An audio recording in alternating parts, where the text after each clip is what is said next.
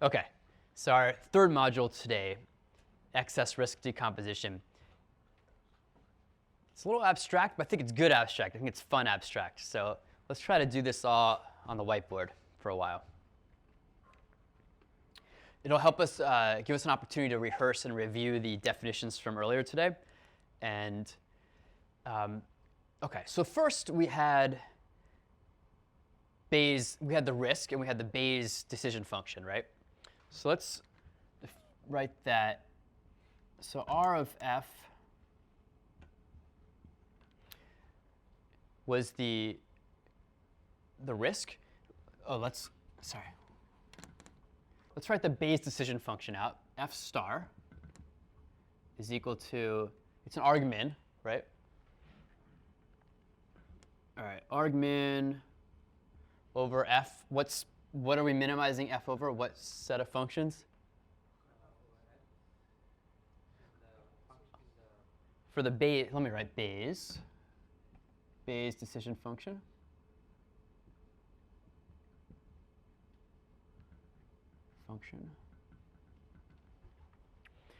Argmin of f of the risk, so that's expected loss, f of x, y. OK. That look good?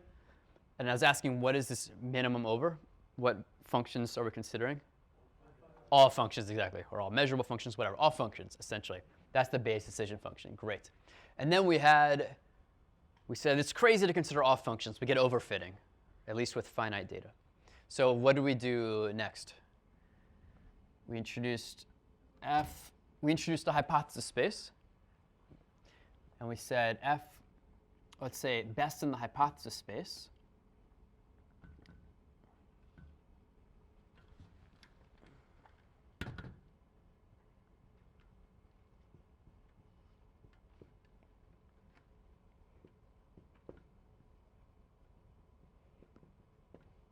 OK.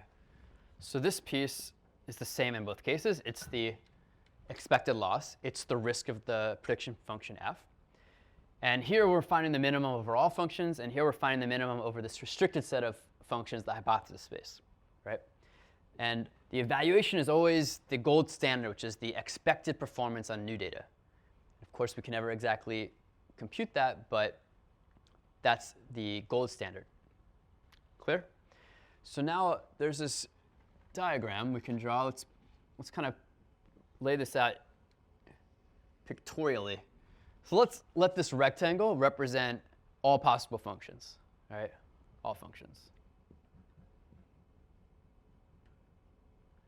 And then let's denote some subset of all functions like that. That's going to be f, our hypothesis space, right? So f star, if we put f star on this in this picture, where does f star go? Could be anywhere, exactly. If we're lucky, it might be an f, but generally it's not. So let's put this thing here, f star. And then, of course, the best in the class,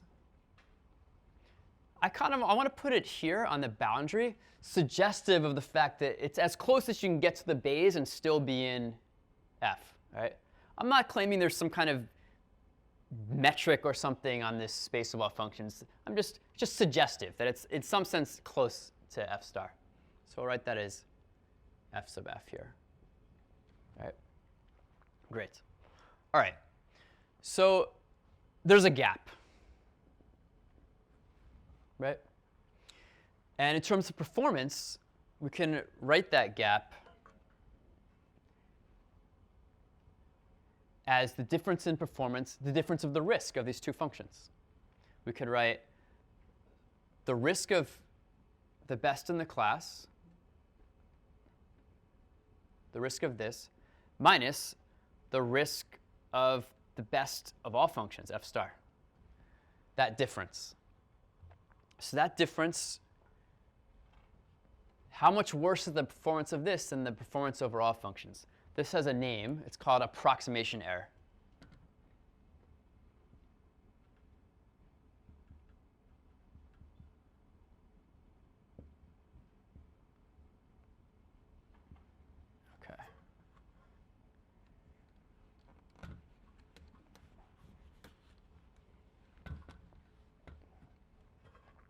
All right. So some concept checks. So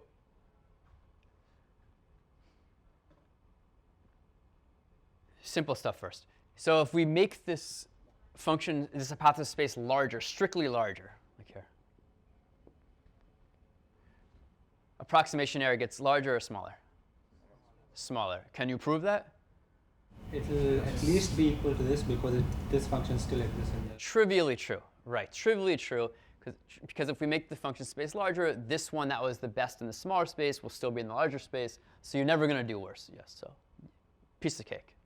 So if you make the function space larger, approximation error decreases. OK. Second question. Is approximation error random? Is there anything random in approximation error? OK, no. All right. So let's come back to that, but we're saying no. All right. OK. Let's introduce another item into the mix. What's the next thing we want to introduce to the mix? The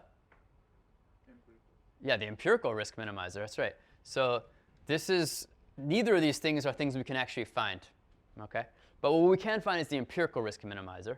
So let's define that again, f hat of n. And we of course mean in the hypothesis space F.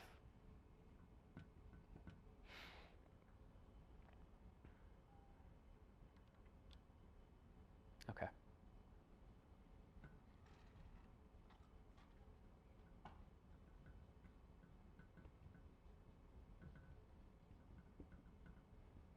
All right, and where should this one go in the diagram?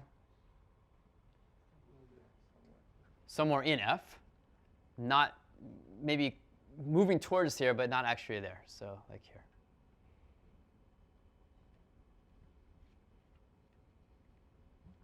All right. Let me write it this way.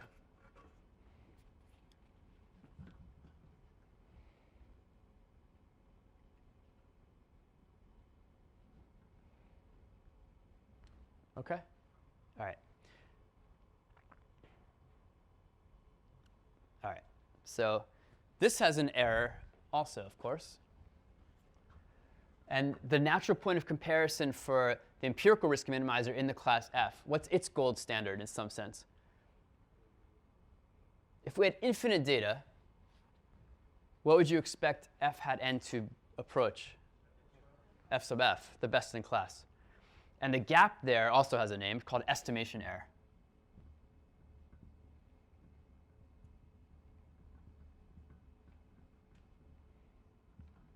So what's estimation error?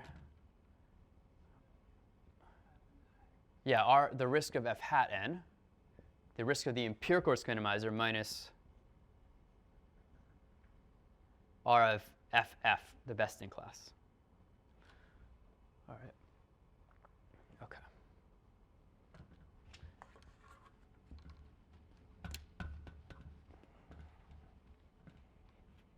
All right.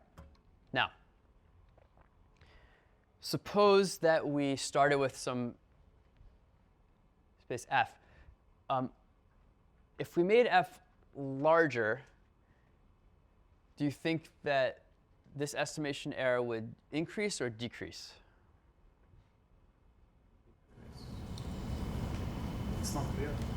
Not clear? It will decrease because, again, using the same logic, at least be equal to this. So in any particular situation, no. Yes, you're right. You can't. It's hard to know where you'll end up. But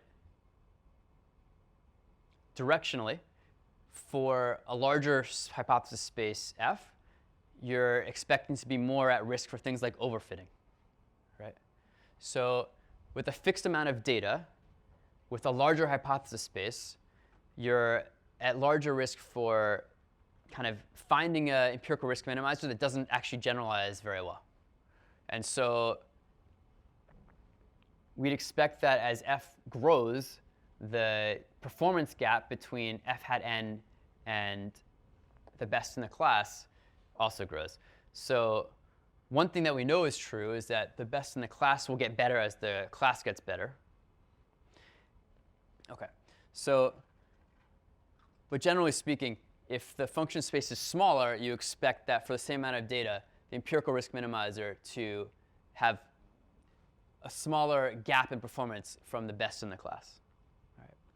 So these kind of two things work against each other. With a smaller function space, you're going to have smaller estimation error, less overfitting. But when the space is smaller, the approximation error is bigger, because you have fewer functions that you're considering. So of course, you're not going to do as well as with more functions in terms of this gap. So is estimation error random or not random? Say again? You can consider it random based on the function space. You can consider it random based on what? What's random that feeds it? The function space is not random. The hypothesis space is fixed. The hypothesis space is something like all linear functions or all polynomials or Lipschitz continuous polynomials or whatever you want. Do you consider data as fixed or not? Well, If data is fixed, if data is fixed, then it's fixed. But data is random. It's random. So in this context, I want to view the data as random, because the exact f hat n you end up at depends on the training set you have. And the training set we assume is drawn randomly from the distribution. And so every training set you draw will lead you to a different empirical risk minimizer. So we've drawn one. You can imagine having multiple sets of training data drawn from the same distribution. And you could call them like D1, so D superscript 1, D superscript, I don't know, capital N. So now we have capital N data sets, and each one of them gives us an empirical risk minimizer.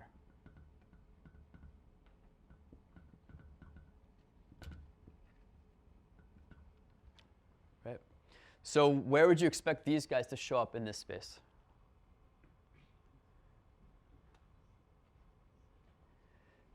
Kind of near the one that we've already drawn, because they're based on sample data from the same distribution. So let's make this one 1, and then there's nearby 2, and then just lots of these little empirical risk minimizers in the space. So this is to give you the idea that every time we draw a training set, we're going to end up with a slightly different empirical risk minimizer in this space. So the risk of the empirical risk minimizer is a number, but you could think of it as a random number, a random variable, because the risk, the performance of your minimizer, depends on the training set that was used to get the empirical risk minimizer. So we had each of these ERMs, then we can look at the risk of each of them. So now we have like n random numbers, one for each. For a training set, you get a training set, you find your empirical risk minimizer, you evaluate the risk of it, that's a number. You get a new training set, find your empirical risk minimizer, evaluate the risk, that's another number. So these are IID random variables. They're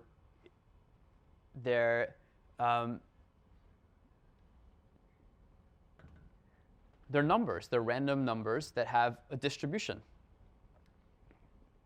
Maybe it looks like this. So the risk, so we have a probability distribution, we have a loss function, and we have our method, which is let's find the empirical risk minimizer. And you could view that whole process of getting a random sample of data, computing the empirical risk minimizer, and then every empirical risk minimizer has a risk, a performance on new data. And that performance is random because it's dependent on the training set. So you'll have like an average performance, some standard deviation of the performance, anyway, I just want to give the idea, and because we're going to see an example in a bit, that any given training set gives you a kind of a random empirical risk minimizer, which will have performance that differs every time you draw a new training set. All right, so this are in slides if you want to look at it later. There's one term we didn't define yet. It's called excess risk. So the excess risk of a function f, a decision function, is just the gap between, yeah, question. So would the best in class not vary with the data that we select? Say again. The best in class function, f of f, would that also not vary with the sample that we select? Yeah, exactly. Right, so coming back to my original question, is the best in class random, yes or no? It's not. It's a function of the class f. That's right. So it doesn't depend on the training set at all. Yeah? So when you're talking about different risk profiles for different samples of data. Yes. Yes, but it's not true risk, right? It's an estimate that you're talking about? No, everything I've written here is true risk. The true risk of the ERM has a distribution. How do you get a distribution? I mean, because it's actually your f hat once and two and so on by RAD really, so your expectation is the same. All these have the same expectation, absolutely. But each of these is a draw from that distribution. So the risk functional, it's a deterministic function from a decision function to a number, to an expected loss. So the randomness is in the ERMs. So we have a set of random ERMs. And then we have this deterministic mapping from that decision function to a number. So yeah, that gives you a distribution on numbers. So it's just a definition. It's the performance gap between any, for a decision function, and the best possible, the difference in the risk. F star is the best possible. So can the excess risk ever be negative? No. So using this estimation and approximation error, we can decompose the excess risk in an interesting way. So this gap, if we just add and subtract the risk of the best in that hypothesis space class, we can decompose excess risk into an estimation error piece plus an approximation error piece. Well, that's interesting. So now this comes to the trade-off of what f to choose. So for sure we know that as we increase f, approximation error decreases, or at least stays the same. And then we have some discussion, but generally, directionally, as f gets smaller, the estimation error decreases. And if f gets bigger, it increases. This is the overfitting phenomenon. OK. So we have this trade-off between estimation error and approximation error that we can adjust by the choice of this hypothesis space f. All right. So, and that trade-off is that's a lot of the model selection, hypothesis space selection, all these sorts of things that we do as data scientists, kind of managing that trade-off.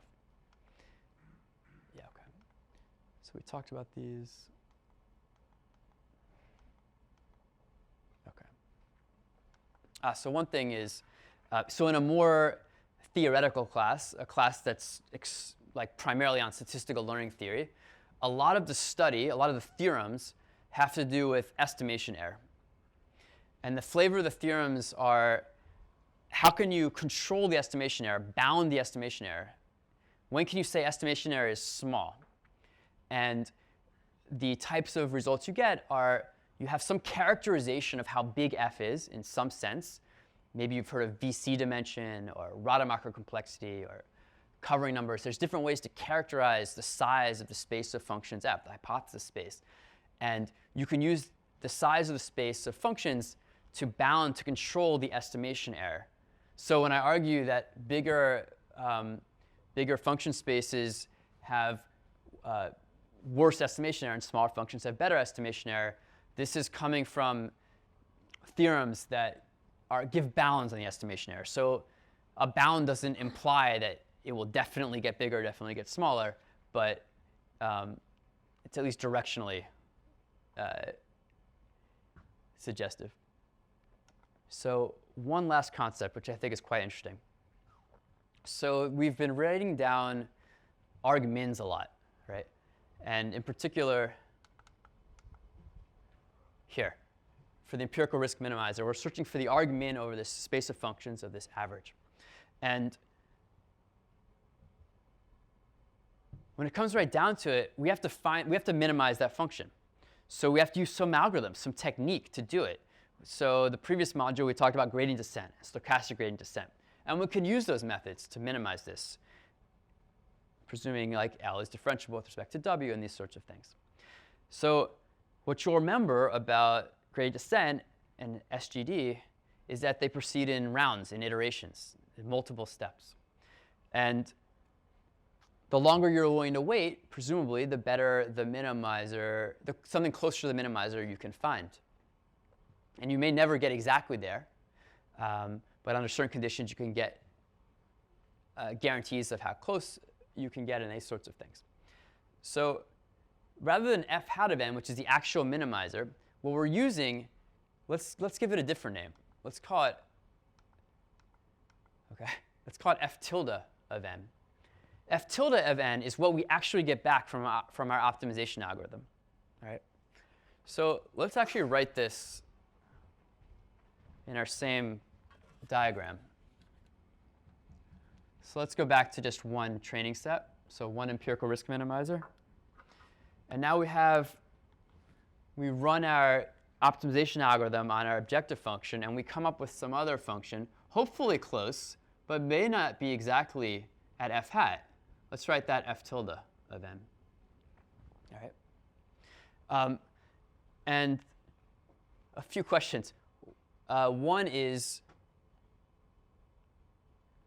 how important is it that f tilde be very, very close to f hat? So suppose we have an iterative algorithm. Maybe in the first round, f tilde is over here. Let's write 1 there. And then we get closer, f10, the 10 rounds of iterations of our optimization. And we get closer and closer. This is 100. And to get that last epsilon of precision on estimating f hat with f tilde takes a lot of work, takes a lot of computational power. And the question is it worth it? How do you know when's the right point to say, this is not worth our time anymore to get something closer to the minimizer than I already have? And why I like this diagram is it reminds us that you can get really, really close to f hat, but we're still not the best in the class. We're kind of quite a distance from the best in the class, which itself is quite a distance from f star, perhaps, in performance. And so there's this, we can add an extra term to this decomposition. So we introduce what's called optimization error, which is the gap between the thing we actually find, f tilde, and the empirical risk minimizer, f hat, right? Optimization error. So quick concept check. Can optimization error ever be negative? I think it can. What do you have in mind? Just due to the sort of inherent limit, like you go too far, but that too far actually gets you closer to the optimal one. Yeah, because R is how well you do in expectation, not how well you do with respect to the training data. So f hat is the best with respect to the training data, for sure. But as you wander around trying to get to f hat, you may end up getting into a place that is actually better in expectation, even though it's worse on the training data.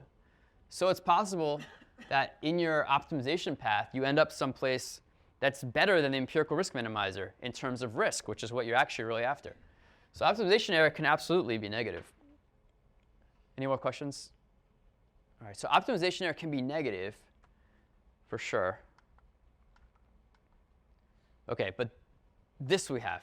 If we look at the empirical risk, how the performance is on the training data, then yes, of course, optimization error is not as good as the empirical risk minimizer, which is defined to be the best possible on the training data. All right, so that's always non-negative. All right, so now we can do this risk decomposition for the thing that our optimization algorithm actually returns, which is what we'll use in practice. So we'll compare f tilde to f star, the best there is.